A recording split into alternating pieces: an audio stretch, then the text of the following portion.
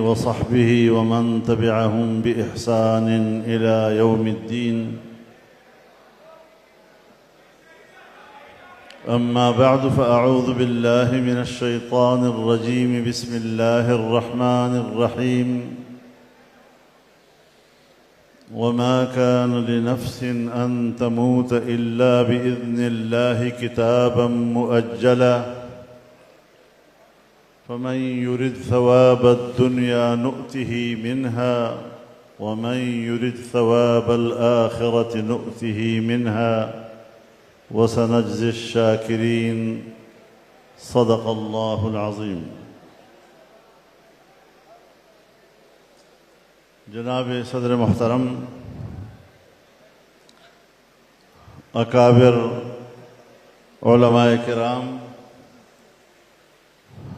ज़ुअमाए मिल्लत,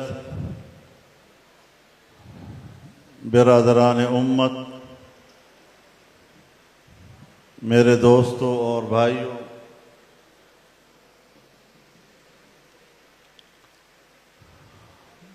आज की ये महफ़िल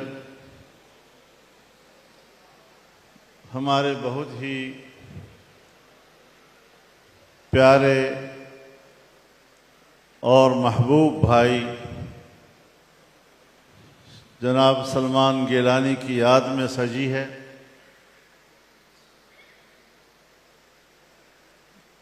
वो हमसे चले गए और बहुत दूर चले गए, लेकिन उनकी यादें हमारी दिलों में हैं और इंशाअल्लाहुल अज़ीज़ जब तक हम हैं वो हमारे दिलों में रहेंगी।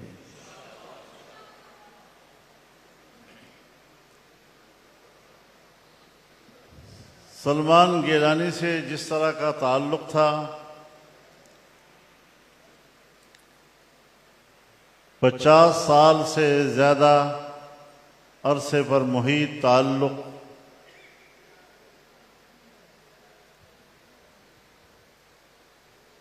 कभी सोचा भी नहीं था कि हम दुनिया में होंगे और इस तरह जुदा होंगे।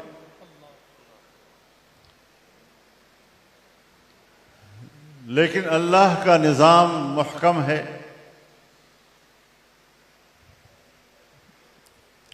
उसमें कोई तब्दीली नहीं आती। जब अल्लाह चाहता है दुनिया में ले आता है और जब अल्लाह चाहता है दुनिया से ले जाता है।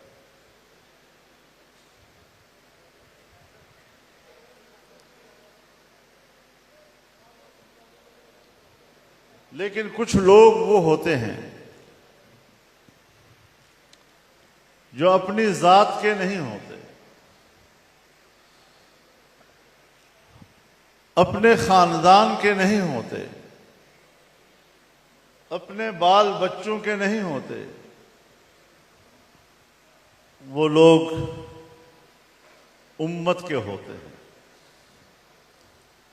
उनके जाने से एक जहान यतीम हो जाता है।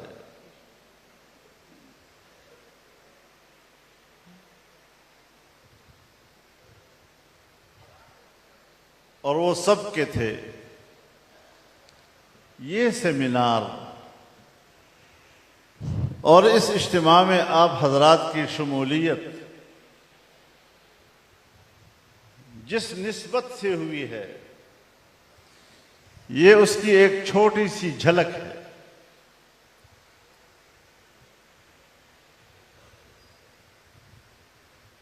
ताहत नज़र इंसानों का समंदर,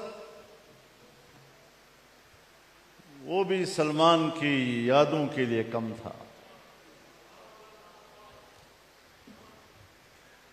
अल्लाह ताला उन्हें जन्नतुल फिरदौस के मज़े लूटने का अबदुल आबाद तक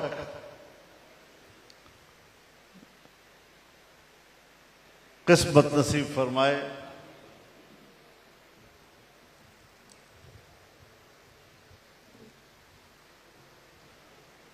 वो अपने वालिद हजरत सैयद अमीन गिलानी के अमीन थे। उनकी सोचों के अमीन थे, उनके फिक्र व नज़र के अमीन थे और उनके शेर व अदब के अमीन थे। उनके तर्ज शेर और लहजे के अमीन थे। और मुझे ये एजाज़ हासिल है कि मुझे उनकी सरपरस्ती नसीब हुई थी, उसका दस्त शफ़क़त नसीब हुआ था। हम क़ासिमुल उलूम में मुल्तान में पढ़ते थे। मेरे स्कूल का ज़माना था और हम अमीन गिलानी का नाम गायबाना सुनते थे। एक दिन मुल्तान में जलसे का ऐलान हुआ, बाग लांगे खान में जलसा है और ये इत्तला भी मिली कि अमीन गिलानी आ रहे हैं।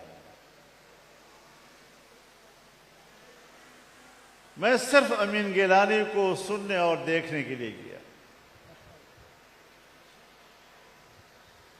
मैं स्टेज के करीब बैठ गया। अमीन गिलानी का ऐलान हुआ। अब जहन में जो तस्वीर थी कि वो एक कदावर शख्सियत होंगे, बड़े रोब व दबदबे के साथ स्टेज पर आएंगे, बड़ा कर्र फर होगा।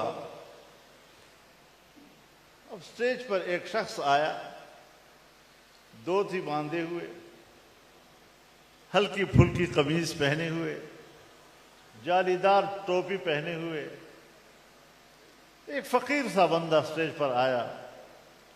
मैं बड़ी हैरत में डूबा हुआ था कि ये अमीन गिलानी है, ये शेर पड़ेगा।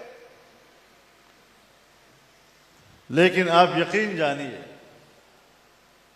जब उन्होंने पहला शेर पढ़ा तो पूरे इज्तिमा को पलट करके रख दिया।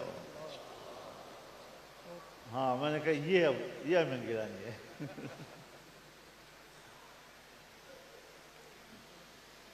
तो उस वक्त से एक ताल्लुक है और आखिरी वक्त तक उन्होंने निभाया, एक वफादार भाई की तरह। उनका पूरा खानवादा इस वक्त इज्तिमा में मौजूद है। अल्लाह ताला इस ताल्लुक को अगली नस्लों तक जिंदा व ताबिंदा रखे। मेरे मोहतरम दोस्तों, जैसे कि मैंने अर्ज किया और तमाम मुकर्रीन ने इसका जिक्र किया कि वो एक फिक्री और नजरियाती शख्सियत थे। अकीदे खत्म नबूवत के लिए उनका किरदार और उनकी कुर्बानियां तारीख के औराक पर सब्त हैं।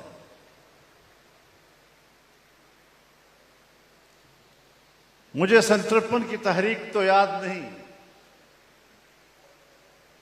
कि सन 1953 मेरी पैदाइश का साल है और मुझे वालिद साहब रहमहुल्लाह मजाक में कहा करते थे कि सन 53 में मैं भी जेल से आया और तुम भी जेल से आए।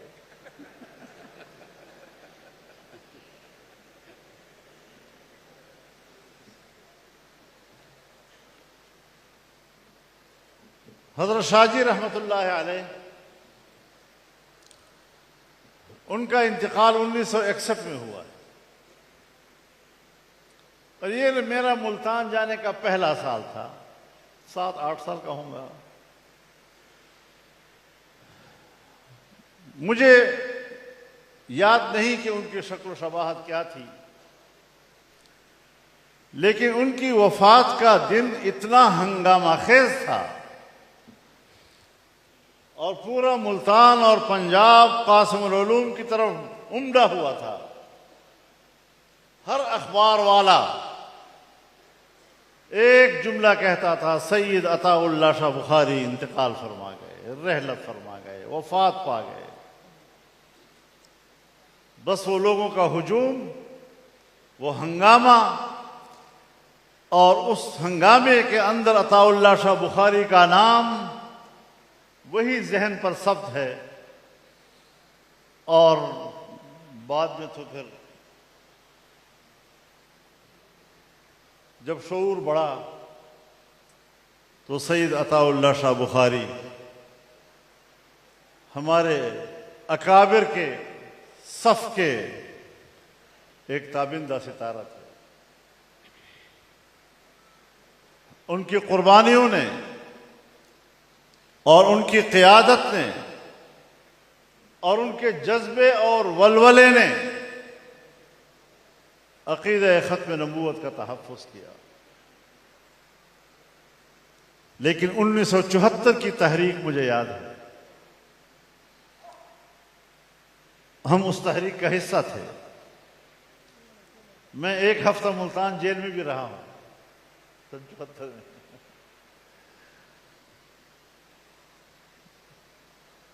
कौमी असम्बली में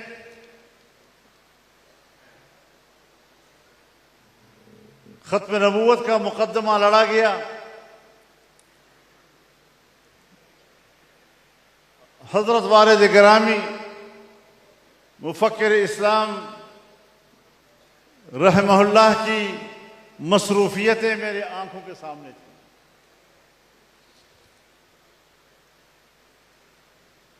पूरी रात जागते रहते थे, अगले दिन मुबाहिसे के लिए तैयारी करते थे।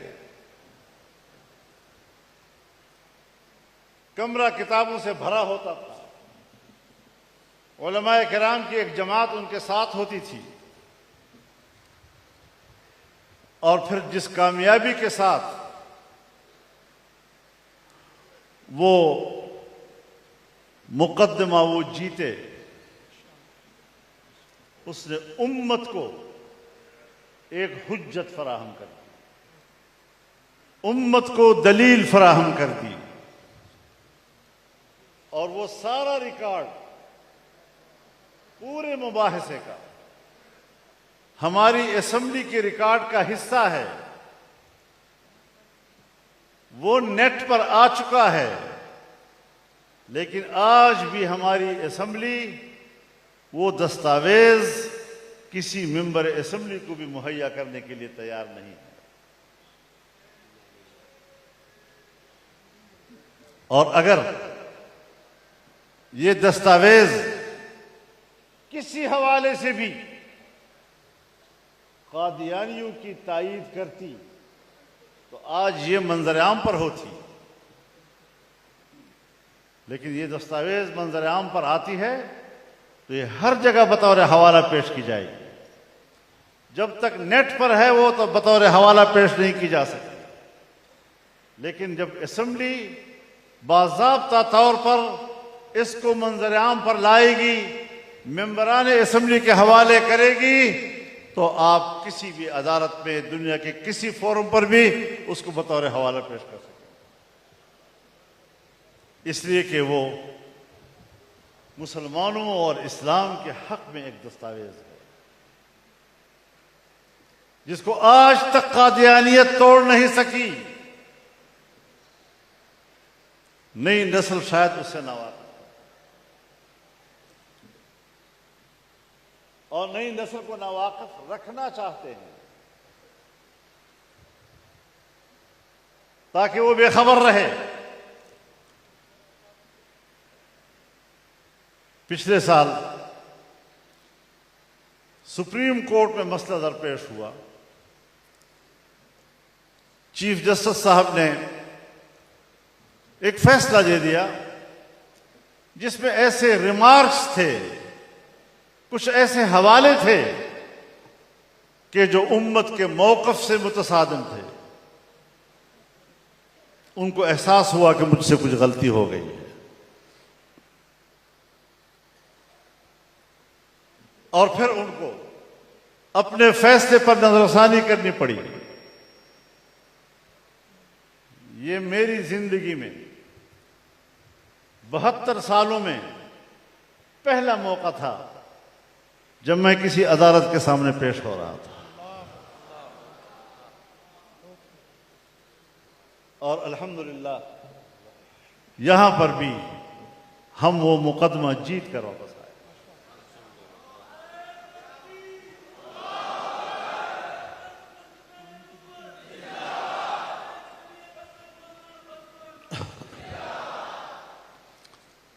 सियासी महाज पर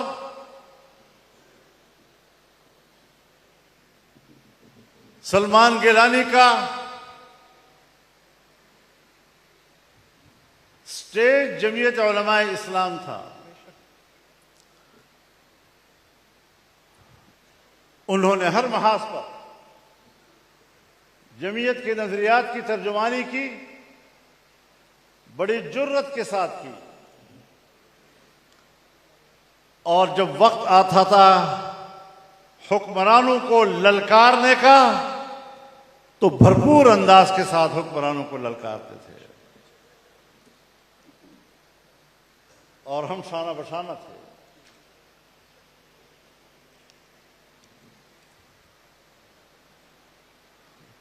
सो ये मसाइल अगर आज वो दुनिया में नहीं, हजरत शाहजी दुनिया में नहीं, हजरत मुफ्ती साहब दुनिया में नहीं, अमीर गिलानी दुनिया में नहीं, सलमान गिलानी दुनिया में नहीं, लेकिन अकीदा तो है, नजरिया तो है, मिशन तो मौजूद है।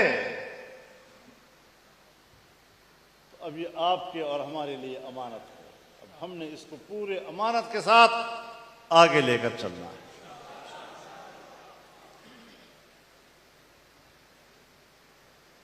पाकिस्तान बना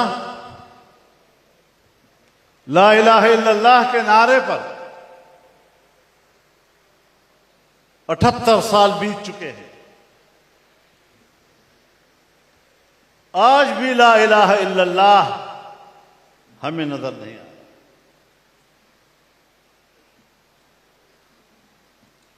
बैनुल अक़वामी दुनिया के दबाव में हमने 78 साल गुजार दिए।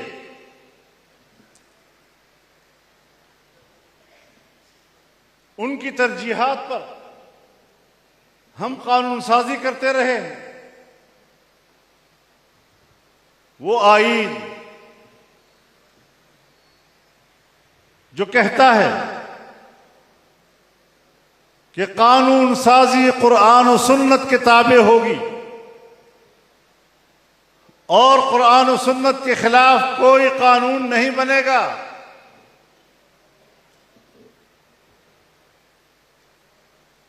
आज उस आईन की सरीह खिलाफवर्जी की जा रही है।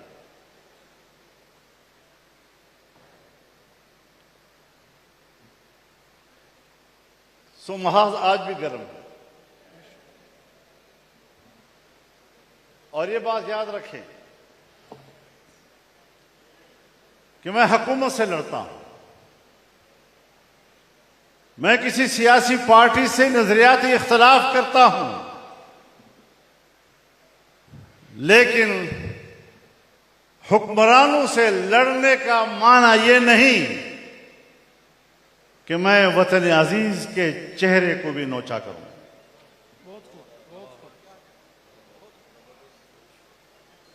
मुल्क मेरा है, इस मुल्क की हिफाजत हम अपना फर्ज समझते हैं। ये हमारा घर भी है, ये हमारी इज्जत भी है, ये हमारा नामूस भी है। ये किसी जर्नेल का नहीं, ये किसी ब्यूरोक्रेट का नहीं, ये किसी खान और नवाब का नहीं, ये किसी जागीरदार का नहीं, ये किसी सनतकार का नहीं, ये किसी सरमायादार का नहीं, ये इस मुल्क के गरीब आवाम का मुल्क है।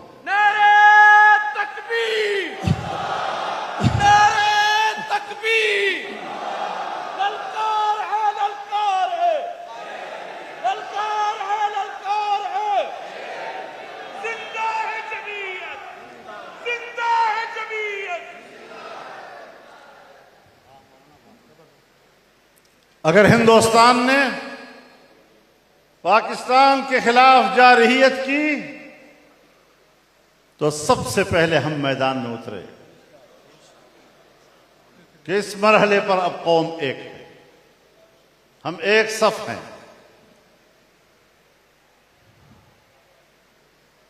और जब जमीयत उलमाए इस्लाम ने पहला कदम उठाया तो जिस मुख्तलिफ अतराफ से और कोनों से कुछ गलत तवक्कुआत थी, उनके दरवाजे बंद कर दिए गए।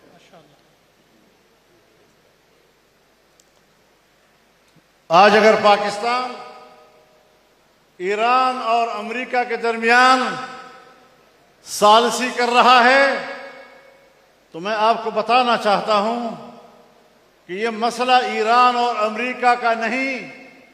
अगर पाकिस्तान के पास सालिसी के किरदार का कोई मौका आया है तो वो दुनिया को आलमी जंग से बचाने की कोशिश। हम ऐसे वक्त में पाकिस्तान की इस एजाज का एहतराम करते हैं, लेकिन हमें अपनी पॉलिसियां ठीक करनी चाहिए। हमारे कुछ सवालात हैं, शायद कुछ दिन हम अपने दाखिली मसाइल की तरफ तवज्जो न दे सकें, लेकिन बहरहाल वो हमारे मसाइल हैं। हमारे सामने ये सवाल है, पॉलिसी साज लोगों से जो मुल्क की खारजा पॉलिसी बनाते हैं, जो मुल्क की दाखिला पॉलिसी बनाते हैं, उन लोगों से सवाल है कि इस वक्त आपका पूरा मशरिकी सरहद बंद है, इस वक्त आपका पूरा मगरिबी सरहद बंद है और हमारी दो ही सरहद है, एक मशरिकी सरहद है और एक मगरिबी सरहद है। दोनों सरहदें हमने अपने ऊपर बंद कर दी हैं। दोनों अतराफ में हमने तिजारती रास्ते बंद कर दिए हैं, कारोबार के रास्ते दुनिया के साथ हमने बंद कर दिए हैं। और चाइना एक कॉरिडोर है जो पाकिस्तान से मायूस है और वो पाकिस्तान में सरमायाकारी से गुरेज कर रहा है, और ईरान इस वक्त न अच्छे न बुरे का है। तो बताया जाए कि पाकिस्तान कहां खड़ा है, बताया जाए कि इस पाकिस्तान का इक्तिसादी मुस्तकबिल क्या है, बताया जाए इस मुल्क को आप किधर ले जाना चाहेंगे। गिरानी और महंगाई, एक तो होता है ना, हालात की वजह से कुछ तदरीजी तौर पर कीमतें बढ़ती हैं, लोग भी उसके साथ मानूस होते हैं, कुछ दिन उसका एहसास रहता है, फिर मामूली जिंदगी बन जाता है। लेकिन आबनाए हुर्मुज के बंद होने के साथ ही पाकिस्तान में तेल की कीमतों ने ऐसा जंप लगाया है कि हर इंसान हैरान और शफदर रह गया है।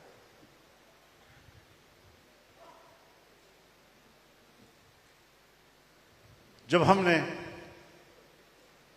पूरे मुल्क में मुजाहिरों का ऐलान कर दिया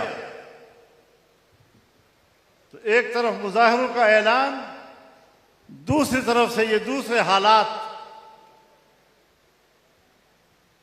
हुक्मरान मेरे पास आए कि इन हालात में आपको ये मुजाहरे नहीं करने चाहिए। मैंने कहा बिल्कुल नहीं करने चाहिए, और हमने मुल्क के लिए मुजाहिरों की कॉल वापस ली।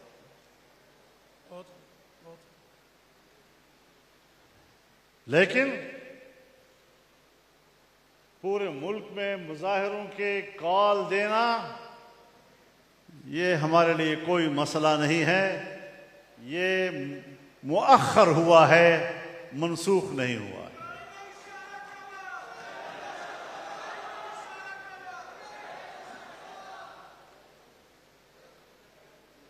हम सोच समझ कर आगे बढ़ते हैं, जज्बाती होकर फैसले नहीं किया करते।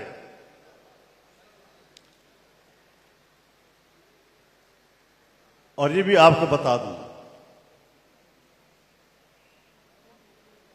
कि जहां दुनिया में दो बड़े निजाम मद्दे मुकाबिल थे, मगरिब व मशरिक, मगरिब की सरमायादारियत जो जमहूरियत की ओट में छुपी हुई थी, और मशरिक की आमिरियत जो कम्युनिज्म के ओट में छुपी हुई थी, आज जमहूरियत भी दुनिया में टूट फूट का शिकार हो रहा है और कम्युनिज्म भी टूट फूट का शिकार हो गया है। अब किरदार या सरमायादारियत का है और या आमिरियत का, और इसके साथ अगर अस्करियत भी जमा कर दो सरमायादारियत जमा आमरियत जमा अस्करियत, पूरा इंसानी मुआशरा आज इसका सामना कर रहा है। ऐसे वक्त में हमें सोचना है कि अगर तुम्हारा एक निजाम भी नाकाम, अगर तुम्हारा दूसरा निजाम भी नाकाम, मुतबादल क्या है तुम्हारे पास? मैं मुतबादल देता हूं। आओ इस्लाम के दीन फितरत की तरफ, आओ इस्लाम के निजाम आदल की तरफ, आओ इस्लाम के निजाम मईशत की तरफ, और आओ इस्लाम की शूराइयत की तरफ। ये जमहूरियत की भी जगह लेगी, ये तुम्हारी सरमायादारियत की भी जगह लेगी, ये तुम्हारी आमरियत की भी जगह लेगी। एक बेहतर निजाम हुकूमत हमें देना है, और ये सिर्फ जमीयत उलमा इस्लाम का मसला नहीं, ये सिर्फ जमात इस्लामी पाकिस्तान का मसला नहीं, ये सिर्फ एक तंजीम का मसला नहीं, ये या पूरी कौम का मसला है या पूरी उम्मत का मसला है।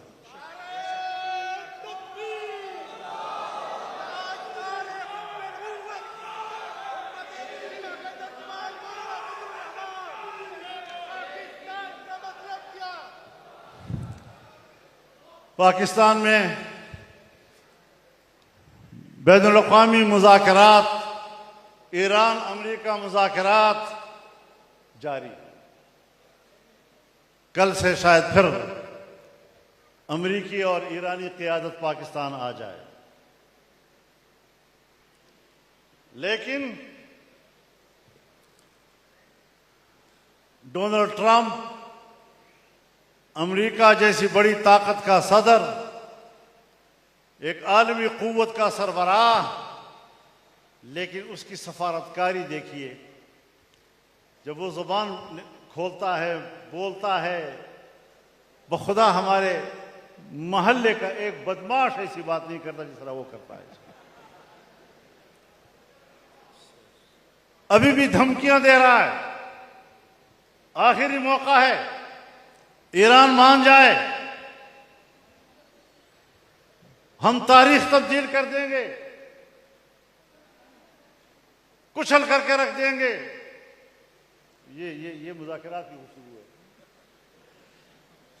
फिर मुज़ाकरात की मेज पर जाने के लिए इस तरह की गुफ्तगू की जाती है।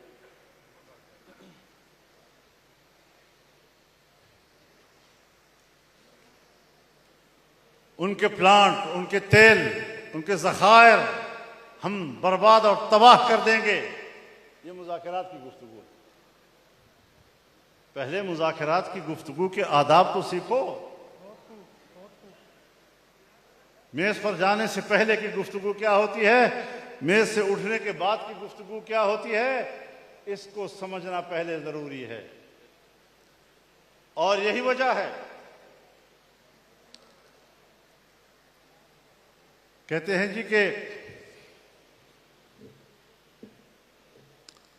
फिर वो कुछ करूंगा जो 47 साल में नहीं हुआ। एक दफा कहते हैं जी, अमेरिका कहता है कि हम 47 साल के बाद ईरानियों के साथ आमने सामने बैठे। ईरानी भी कहते हैं हम 47 साल के बाद आमने सामने बैठे हैं। और हम भी कहते हैं कि हमने दोनों को 47 साल के बाद बिठाया है पाकिस्तान में। और हम भी कहते हैं पाकिस्तान 1947 में बना है। और हम भी कहते हैं पाकिस्तान की हुकूमत भी फार्म 47 की है।